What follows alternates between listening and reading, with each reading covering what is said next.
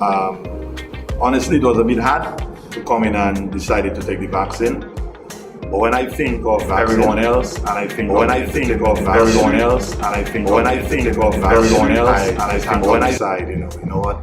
Let me just take that chance and make that decision. So I just want to encourage everyone, that for some reason they want things to get back to normalcy. For whatever reason, I think they should take that chance and make that choice also.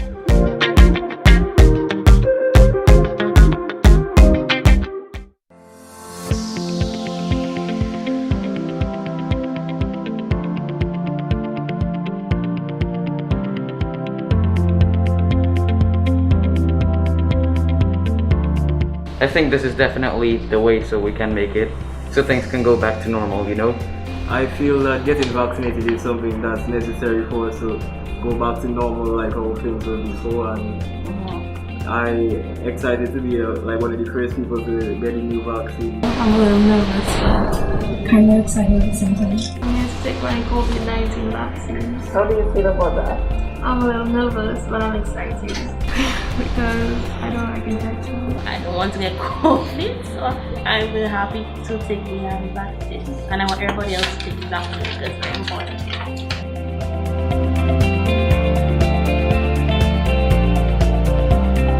Get vaccinated!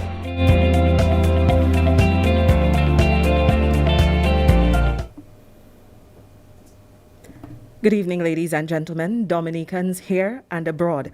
Welcome to this COVID-19 update.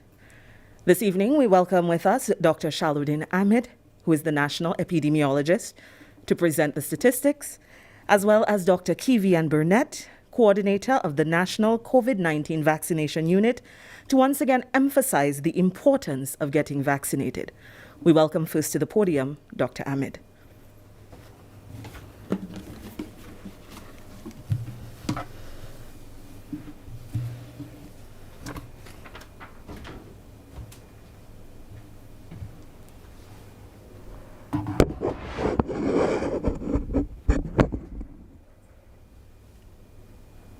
Thank you, Ms. Harry. Dr. Kivian Burnett, media, listeners home and abroad, good evening to all. COVID-19 status update as at October 22nd, 2021. Total number of new cases 58, 55 antigen positive and 3 PCR positive cases. Total active cases 445. Total recovered cases 4,099. Total COVID associated deaths 30. 51.8% of the target population took at least one dose of the vaccine, and 45.6% of the target population are now fully vaccinated.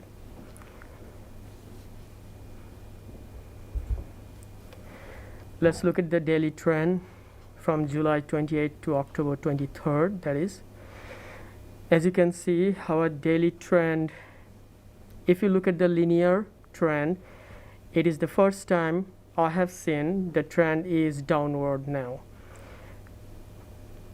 And if you look at the weekly average cases, it stands at 44 cases per day on average for the last week, the immediate past week, I mean. So this is a good news and good sign that we are seeing the number of cases are going down. In terms of proportion of vaccinated and unvaccinated COVID positive cases, here it includes 12 years and above age group people, and total of 3,185 cases are documented here. Of them, you can see those who are percent cases unvaccinated, which is in blue graph or blue bar, and whereas orange bar represents percent cases of vaccinated. In terms of age group of 12 to 17 years, which is expected that almost 99% of the cases are unvaccinated at this stage. we started giving vaccine from September month end. Obviously, we have to wait at least 3 weeks plus 2 weeks, almost 5 weeks from September 27 in order to see an effect of vaccine in that age group. Then we have age group of 18 to 35 years, young adult, then 36 to 65 years, middle age, and then 65 and older. What is noticed nationally, we have the ratio remain almost the same.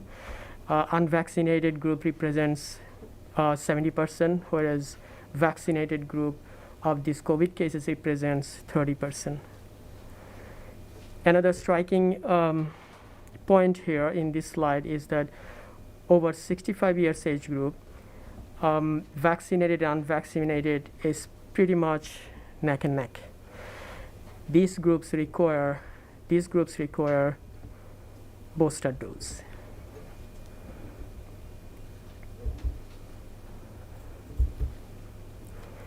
Okay, let's look at the positivity rate. The positivity rate represents number of positive cases out of number of tests that's been conducted.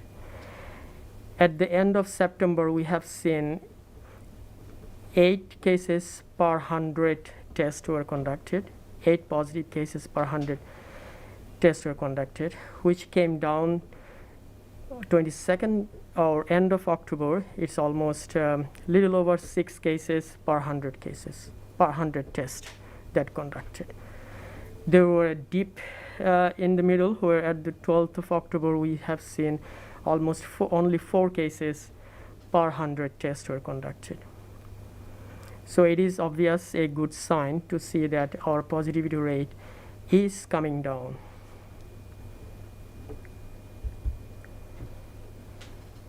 COVID-associated death. As I mentioned earlier, total death as of October 25th, 30 cases. 13 of them are males, 17 females. Their age range 40 years to 107 years. Their median age 80.5 years. Most of them had underlying medical conditions, and 90% of them were unvaccinated. 27 out of 30 of them were unvaccinated.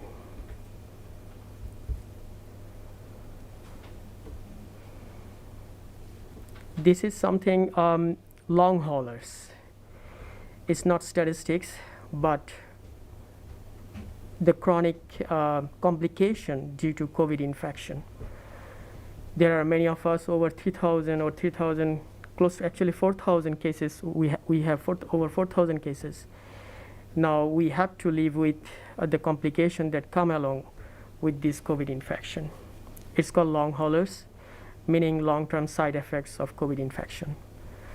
There are 2 types: post-acute COVID-19, which defines as symptoms are present beyond 3 weeks from initial onset, and then we have chronic COVID-19, where symptoms are present beyond 12 weeks from the initial onset.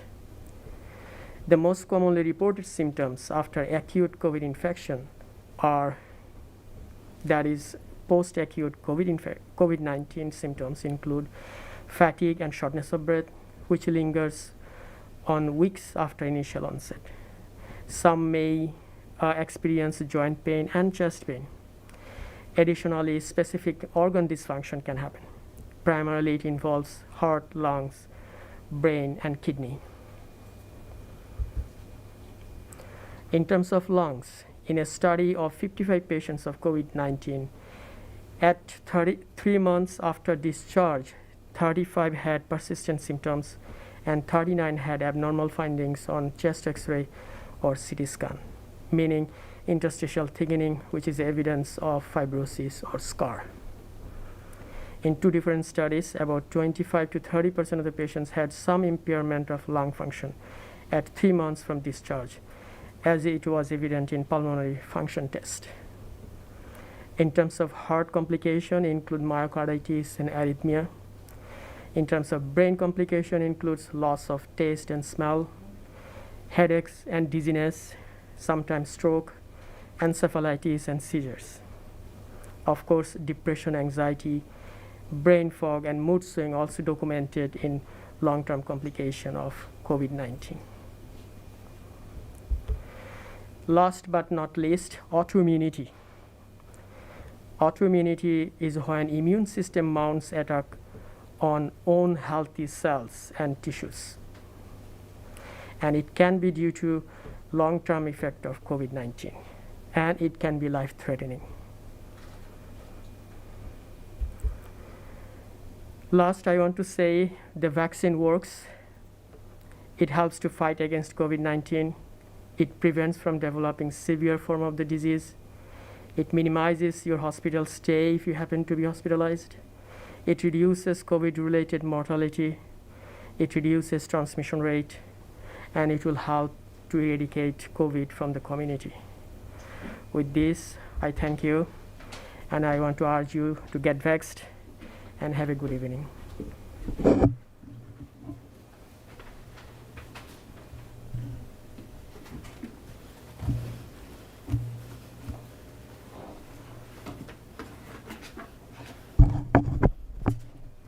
And thank you so much to the national epidemiologist, Dr. Shaluddin Ahmed. And we'll transition right away into the presentation by Dr. Kivian Burnett. Of course, he is the coordinator of the National COVID-19 Vaccination Unit.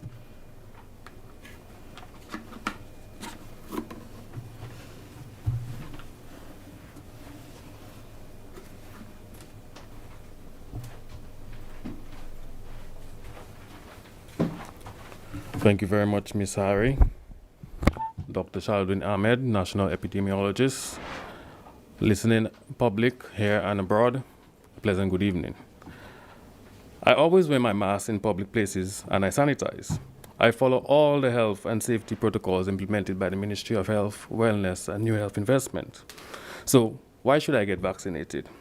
The vaccine doesn't prevent me from contracting COVID-19, so there is no purpose. This was a statement shared by my good comrade, John Cummins. Fast forwarding to 5 months from our previous conversation, John Cummins is now a patient at the COVID care facility at Portsmouth. He is asymptomatic and recovering and still remains unaware as to how he contracted COVID-19. My comrade is hoping for a full and speedy recovery. After testing negative for COVID-19 on a day 5 rapid antigen test, he is discharged and sent home to complete 10 days of home isolation. Life as we know it continues, and John is relieved to have overcome this ordeal.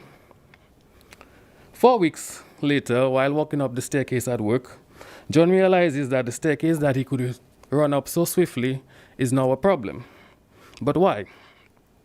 He is always tired and his memory is not as sharp as before. Muscle cramps, pain, shortness of breath, heart palpitations are now frequent occurrences. But what really got John worried was the change in his hearing, sight, and the most dreaded complication any man can encounter, erectile dysfunction. A visit to his doctor revealed that John was suffering from what we called long COVID. Not lung as in the organ, but lung as in the word L-O-N-G.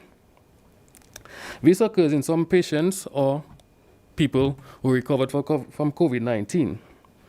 The true cause of this occurrence is being researched, and it indicates that it is caused by fragments of the virus that remains in the body and get reactivated after recovery, resulting in new, returning, or ongoing health problems that one can experience 4 weeks or more after first being infected with COVID-19. Research also indicates that this could be caused by the virus, resulting in an autoimmune response, releasing autoantibodies that attack healthy cells. John's doctor also informed him that the exact tenure of long COVID is unknown, and the possibility of that some of his symptoms may never subside. Today, John has a story to tell. John is now able to relay his experiences to others and encourage them not to follow his exact experience or his exact words, but to also ensure that they adhere to all the COVID protocols implemented by the Ministry of Health, Wellness and New Health Investment in conjunction with the COVID-19 vaccine. These COVID-19 vaccines are freely available in Dominica, namely the AstraZeneca vaccine, the Sinopharm vaccine, and the Pfizer vaccine. The AstraZeneca vaccine are 2 doses at 6 to 8 weeks apart, while the Sinopharm and Pfizer vaccines are 2 doses at 3 weeks or 21 days apart. While we are all aware that the vaccines does not prevent you from contracting COVID-19, it does, however, provide you with an additional layer of protection against the virus. The vaccine stimulates the body's immune response to produce antibodies and other proteins that will help fight the virus if one gets exposed. This means that the vaccine reduces the severe symptoms or ensures that symptoms, if any, will be mild and the recovery will be much quicker. The COVID-19 unit understands the importance of achieving herd immunity and continues to ensure the free, equitable distribution of vaccines across the island to everyone who is eligible to receive the vaccine. From the unit's inception, over 9,000 vaccines, including first and second doses, has been administered as of Saturday, the 24th of October 2021, and has been administered across the island.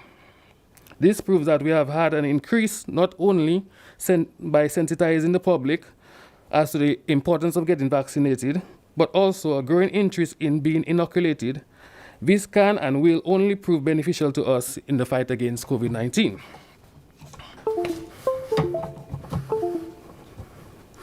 The unit has also been actively targeting different groups to attain herd immunity within different organizations, example, the private sector entities, schools, and offices.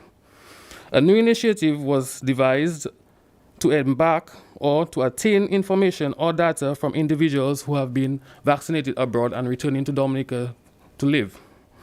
This helps in order to keep accurate recordings considering or regarding the COVID-19 vaccinations, being the first and second doses. So at the end of the day, our tallies on our dashboard can be accurate as to the amount of people we have receiving the first dose of the vaccines as well as the second doses. This week, the unit continues to administer vaccines, the second doses, that is, exactly, of Pfizer to children between the ages of 12 and 17 at various locations, including their schools or respective health centers in a given catchment area. The schedule as of Monday, 25th October. Today, we inoculated the students with the second dose of the Pfizer vaccine at the Community High School, the Northeast Comprehensive. This was done at the Atkinson Health Center as well as the Woodford Health Center. We had a whistle stop at Laplane, as well as we had inoculation at Bell's Health Center, the Doris Musgrave Health and Wellness Center, the RFA Hospital, and all type 3 health centers across Dominica. Tomorrow, the 26th of October, the Wesley High School, the St. Mary's Academy, San Sovia Health Center, the Petit Soufriere Village Council, the Riviera Civic Bus Stop, the Wesley Health Center, the Atkinson Health Center, the Woodford Health Center, as well as the Larry Resource Center. This initiative also helps us to have testing as well as vaccinations on site. So once you receive a negative antigen test, we encourage persons to get vaccinated on site, as well as the RFA Hospital and all type 3 health centers across the island. The Windsor Park Sports Stadium also remains a staple center from Monday to Friday and every given day from 8 a.m. to 2 p.m. in the afternoon. On Wednesday, the 27th of October, the Orion Academy, the St. Martin's Secondary School, the Siniku and Mao River Health Center. We're also doing a whistle stop throughout the area. The Daly's Health Center, the Wesley Health Center, the Atkinson Health Center, the Woodford Health Center, as well as the Collier Health Center. The Maria Moses Health Center in Bellevue remains open or is open on Wednesday to administer vaccines, both first and second doses, to the residents of Bellevue, Pichelay, as well as Granby. The Granby Credit Union Hall would also be a staple center or center on Wednesday for persons receiving vaccines, first and second doses in the district of Granby. The type 3 health centers island-wide, as well as on Thursday, we have the Sensi Village Council in the Kalinago territory. We're also doing a whistle stop for Bretica, that is in the Laplane district, the Wesley Health Center, the Atkinson Health Center, Egliston Health Center. And on Thursday as well, the St. Joseph Health Center will be open until 6:30 p.m. to facilitate those who want to get the vaccine after work, or even students doing online schools and online lessons, and they cannot get inoculated throughout the week. The RFA Health Center as well as the Bacatel Health Center would also be open for vaccines on Thursday, the 28th. On Friday, the Wesley Health Center, the Atkinson Health Center, the Olivia Douglas Health and Wellness Center in Georgetown, Portsmouth will also be doing vaccines on Friday, the 29th of October, as well as the Type 3 Health Centers island-wide. Research has shown, especially from the WHO, they have projected that the pandemic has the potential to continue into the year 2022 due to the unequal distribution of COVID vaccines globally. However, as we speak in Dominica, we do not have this issue, as the government of Dominica continue to provide vaccines free to the Dominican population or anybody residing in Dominica. As the national coordinator of the COVID-19 vaccination unit, I urge you to seize the opportunity and take advantage of this luxury to get vaccinated as soon as possible. Dominica is our home, and everyone or every individual vaccinated contributes to the protection of our country, especially from new emerging strains and variants of COVID-19. So I urge you tonight to be counted and get vaccinated. I thank you.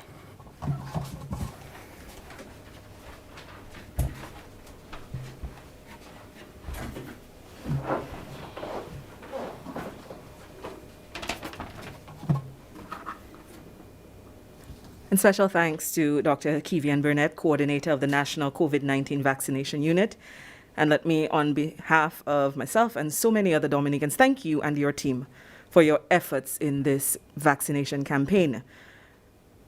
Of course, it's a tedious task, but it is through your efforts that vaccination has been so accessible to many Dominicans, in especially the rural and isolated areas where you do the whistle stops, the home visits. So thank you so much for your time and your effort.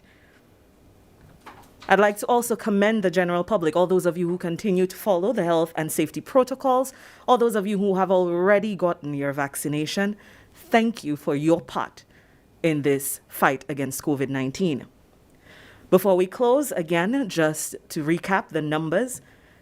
As of October 22nd, 58 new cases in Dominica. That takes our active cases to 445, 30 unfortunate deaths due to COVID-19. Again, Dominicans, we ask you to avail yourself of this opportunity to get vaccinated. This is your chance to do what it takes to protect yourself and your family, and of course, to bring our country to some semblance of normalcy. We thank you for your time and attention. We thank our media partners for making this broadcast possible, and the Office of the Prime Minister for always hosting us. Ladies and gentlemen, we wish you a very good evening.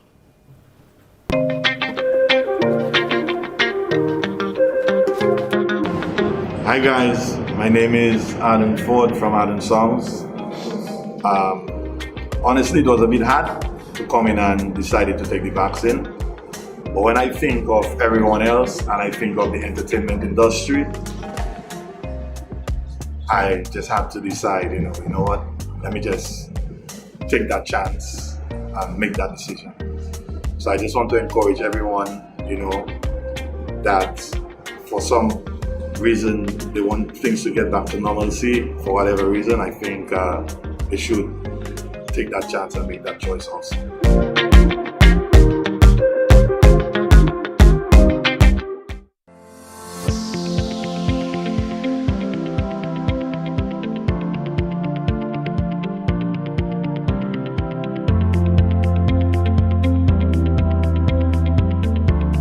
I think this is definitely the way so we can make it, so things can go back to normal, I feel that getting vaccinated is something that's necessary for us to go back to normal like how things were before, and I'm excited to be one of the first people to get a new vaccine. I'm a little nervous, but kind of excited at the same time. I'm going to take my COVID-19 vaccine. How do you feel about that? I'm a little nervous, but I'm excited because I can catch it. I don't want to get COVID, so I will be happy to take the vaccine. And I want everybody else to take the vaccine because it's very important.